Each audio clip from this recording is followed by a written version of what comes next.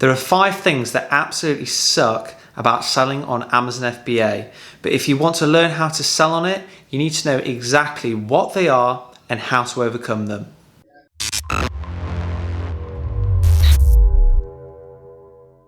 What's going on, guys? It's Jansen here, back at you with a brand new video on Amazon FBA.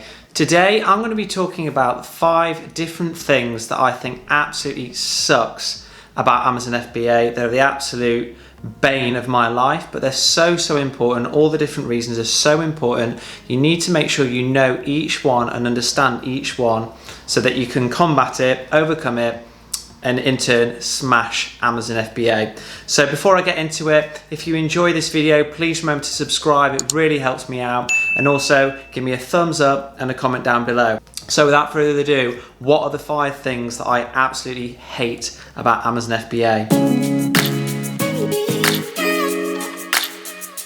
So the first thing, of course, it's the fees. Now, Amazon's fees, to say that they're high is an absolute understatement. They are ridiculously high. So not only have you just got your standard referral fee, which is 15%, but on top of that, you've also got the fulfillment fee, which can be anything from £1 all the way up to £3.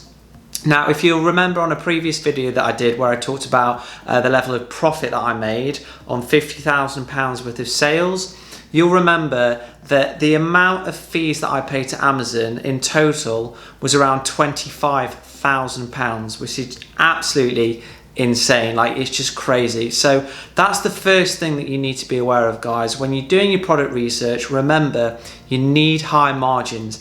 Amazon's fees are really high, and because of that, if you're looking for a product with, say, a 20% margin, it's not going to cut it. It needs to be minimum 30%. Now, my product has a margin after Amazon fees of about 40%, but after you start to think about other fees like the VAT and your pay-per-click advertising, so your marketing costs, it really brings the margin down. So when you kind of look at the level of margin after all those costs, it's around 15-20%, which is absolutely fine if you've got a high level of profitability in the first instance. But if you're looking for products now and you're finding products that have got a margin of, say, 20% to 30%, I'm afraid you're going to need to continue searching, or you're going to need to find a way to increase the margins by reducing the cost down or increasing your price. Amazon's fees are just insane. But having said that, we've got to remember that Amazon is giving us the absolute pleasure of being able to sell on their platform. You know, I made £15,000 worth of profit in just 2 months, and that was all because Amazon let me use their platform. So those high fees, it comes at a cost, but guys, it is worth it. But you just need to keep that in your head when you're looking for products. Amazon's fees are sky high, so make sure you do the maths and see if it all works out. Number 2, the second thing that I hate about Amazon is the customer service. It is non-existent. One of the things, if you see my previous videos, that I always say is so important for us Amazon FBAs to offer is customer service. We need to offer the best customer service because it's a way that we can differentiate ourselves and beat the competition. Now, what a shame. Amazon does not listen to that whatsoever. Their customer service is appalling. So anytime that I get in touch with the service center, if I raise a case, it's constant to and fro's. You know, their staff, I don't know where they're based. They're certainly not based in England. They take ages to reply. Their English is poor, and it just takes ages to resolve anything. So at the minute, I'm going through an issue that's really highlighting how poor Amazon's service is. I'm trying to launch another product, which unfortunately is restricted. So what happened was I listed my product, and then Amazon messaged me and said, "You're not selling that," and they blocked it. I then messaged the help center and said, "What can I do to help? What can I do to get this listing unblocked?" And it's just become an absolute uphill battle since then. They reply and just say you need to provide a declaration of conformity, you need to provide test reports, everything like that, which is fine, but they don't tell you, they don't give you any guidance of what it needs to look like. So they'll say the declaration of conformity needs to have X, Y, and Z. Then I'll say, okay, that's fine. I'll send it to them.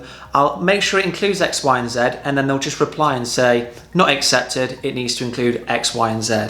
So I'm going back and saying it includes these things, and they're just coming back repeatedly, not helpful whatsoever. It's just unbelievable how bad it is. And just to highlight even more, listen to this phone call that I received the other day. So this was after I requested Amazon to call me. I said, please call me urgently. I've got a matter that I need assistance with. I need help. And this is the phone call. For your messages, press 2.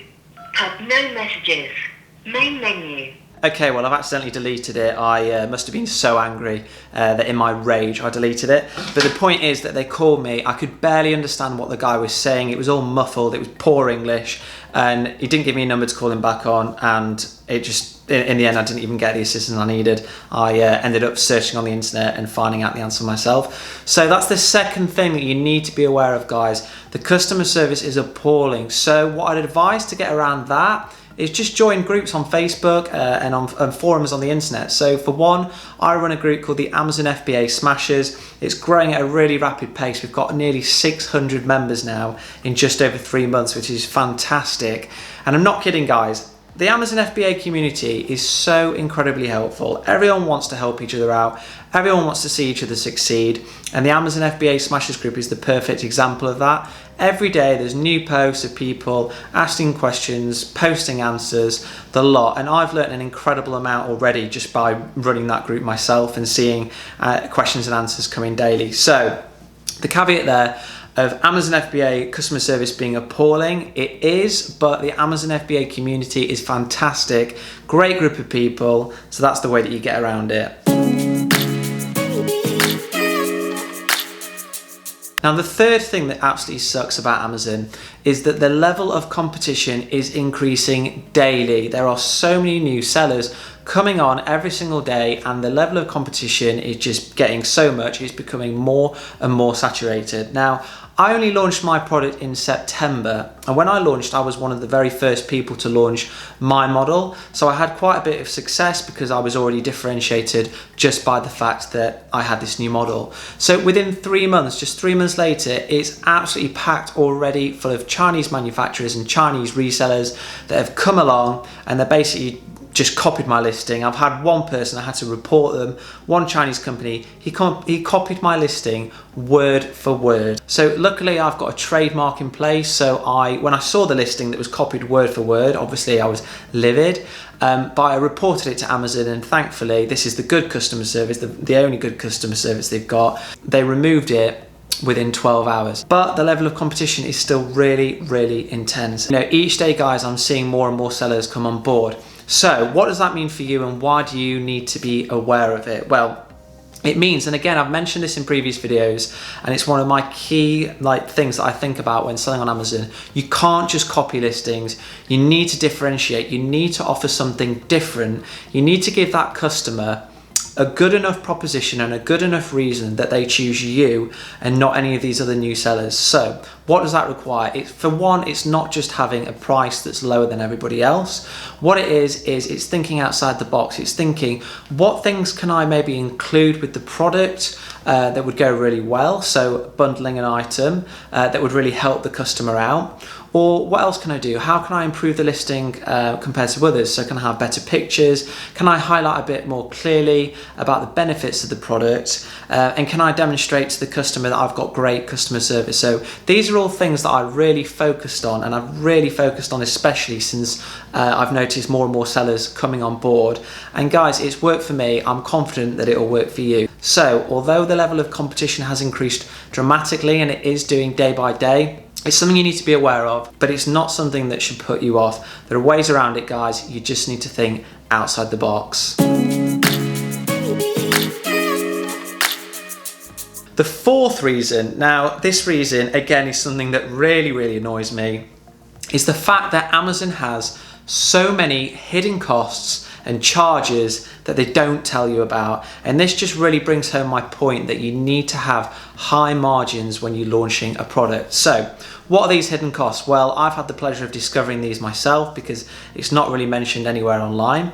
So say for example I sell a product and the customer suddenly decides they don't want it, they want to send it back, whatever reason, they want to return it. Do you know who has to pay for the return postage? We do, right? So that can cost from anything to £2.50 to £4. Then on top of that, if they want a refund, no matter what the reason, whether it's your fault or they just want an exchange, guess what? We have to pay for that as well. So that's an admin charge.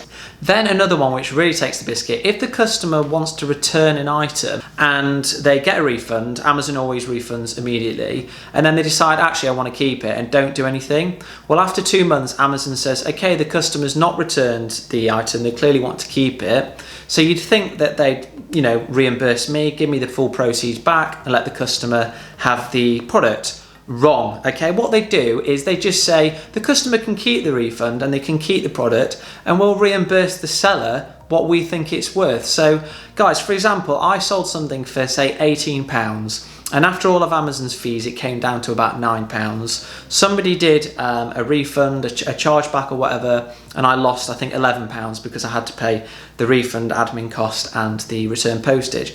After 2 months I realised that the customer had never returned it, so I logged online, had a look, and I complained to Amazon, and Amazon, what they did is said, okay, no worries, we'll reimburse you. They gave me £6. £6 overall, when in the first place I was given around 9. So I complained about it and they just gave me some absolute waffle. They weren't being transparent about it whatsoever, and I got nowhere. And in the end, it just came down to the fact that I realised that Amazon were just giving me the amount of money that they ascribed to my product. So many hidden fees there, guys. It's unbelievable. On top of that, you get charged for coupons, you get charged for offering promotions. It's just never ending. You can see why it's one of the biggest companies in the world and why Jeff Bezos is so rich. But it just take the mick again. But I have to go back to my first point. We've got to be grateful to Amazon. It really pains me to say this, but again, without Amazon and without them giving me the opportunity to sell on their platform, I wouldn't have made nearly £20,000 worth of profit since I started selling in September. So again, it's one of those things that we've got to grin and bear, but you need to be aware of it. Again, when you're looking for your product, when you're looking at your profit margins, if the margins are too thin, when you think about pay-per-click advertising and VAT and refunds, at the end of the day, they always happen, and coupons and anything else, all these little charges, they are going to bring down your margin, and a 20% margin is going to go like that. Now, the fifth thing that really annoys me about Amazon is just the whole review system. I hate how you can have a fantastic idea, you can have one of the best products ever, but if a customer comes along and buys your product and they're one of those people that just loves to complain and they give you a 1 star, it can break your business. And it's something that really, really scared me in the initial days. When I had 5 reviews, I used to think, if I get a 1 star review now, it's going to pull my rating down to say 3 stars out of 5, and that's it. The business is pretty much over, because customers, they come online, they look at reviews, and if they see a 3 star, a 2 star, they're just going to think no, they're not even going to bother looking at the reviews. That's in my experience anyway. And kind of just to emphasize that point, there's somebody that I know on one of the Amazon FBA groups. They were doing like 20 units a day in sales. They didn't have many reviews, I think they had 5 or 6. Anyway, a customer came along and gave a 1 star because they weren't happy with something. It was like a really minor point,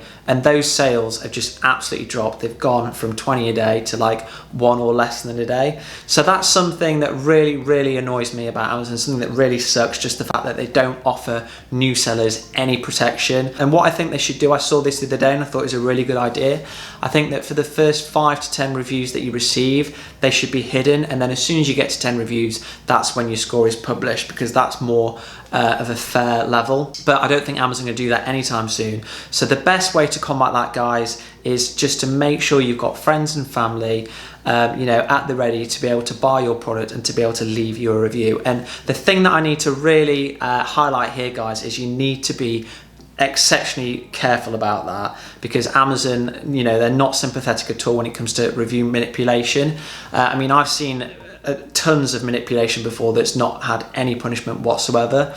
but for some reason Amazon are much more focused on us smaller guys that are, you know, new to the game. So if you do get friends and family to review, make sure you're very careful at who you ask. You're not asking people that have got the same surname as you, or that live with you, or that have logged on your Wi-Fi or anything like that. So there are ways around it, guys, but you just have to be careful. So that's it for this week's video. If you enjoyed it, please remember to subscribe and hit that notification bell. And do come and join my Amazon FBA Smashers group on Facebook. As I mentioned earlier, it's a fantastic place to learn, just to get your head in the game, learn more about Amazon FBA. You'll see things about Amazon every single day, and it will really alter your mindset about what is possible. So thanks again for viewing, guys, and I'll see you for the next video.